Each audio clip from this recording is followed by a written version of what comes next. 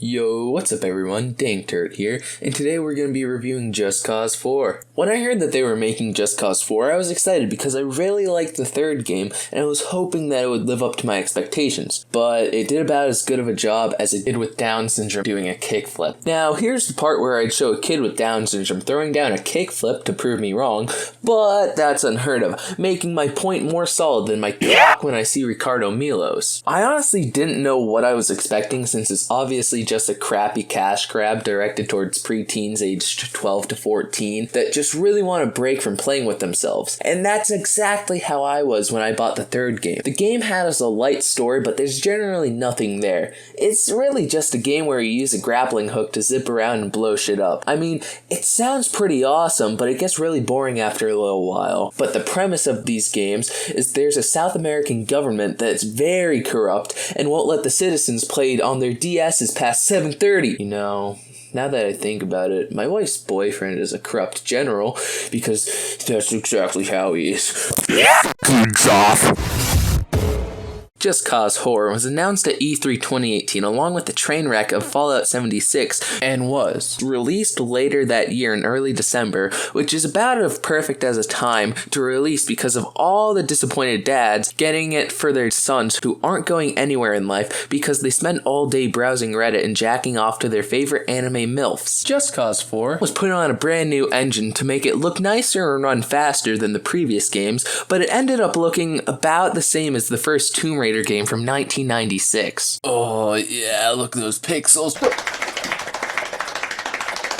Besides looking horrible, it also had a lot of bugs. Like when I was doing the first mission after the tutorial, I encountered some pigs around a puddle, or at least that's what I thought it was because it could have just been a steamy pile of poop like the whole rest of the game. But they were just standing there. Menacingly! Until I walked into them. Unfortunately, I now see that the footage was corrupt now that I'm editing it, so have an artist's recreation. When I walked into them, they just ran away one by one, but then they managed to somehow glitch out again, and one was just spitting on the one guy's front porch menacingly. Once again, footage was corrupt, so have an artist's recreation.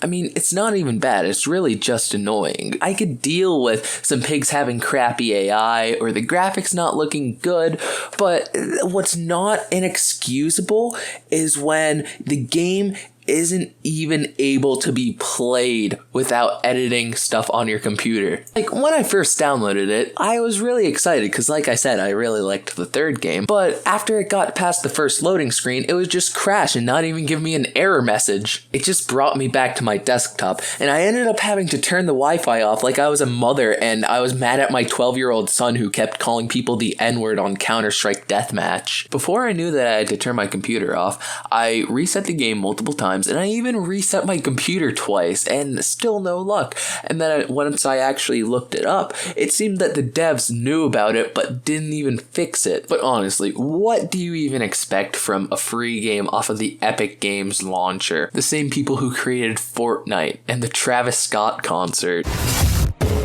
Coming off of game-breaking bugs, we could talk about something that I find important for a AAA game to have. There are 3 different things that I could be talking about, but I'm gonna let you guess out of these 3 choices. A good story. B, good graphics. Or C, no game-breaking bugs. If you guess D, all of the above, you would be right. But for these purposes, we're talking about B, good graphics. While you're watching the background footage, you'll probably be thinking that I made the quality of it really bad. But no, I did no such thing. It just looks like if you made a PC in a cardboard box using toaster parts and tried to have a toddler do pixel art in MS Paint. It honestly just disappointed me so much because Just Cause 3 looked beautiful and on the Xbox too. And then when we got taken to a tropical island in a game from 2018 on a top-of-the-line PC, it looked like the underside of Shrek's man titties from the PSP game. And I mean, bad graphics are okay and all, but at least make the game run well. I didn't notice it when I was playing too much, but now that I'm looking back at the footage, it's really bad. This brings us back to the fact that it was created on a brand new new updated engine and doesn't even run well. At this point, you'll probably be saying, well, Turt, it's probably just because your computer is shit and can't run it well and your graphics are set to low, you stupid troglodyte. But no, my PC is top of the line and can run GTA 5 at 162 FPS on ultra everything. Also, my graphics were all set to the highest that they could be. You know, all of this could be okay and forgiven if the game was actually fun. You want to know if it was actually fun? No, it wasn't. It was stupid and the same thing over and over and over again.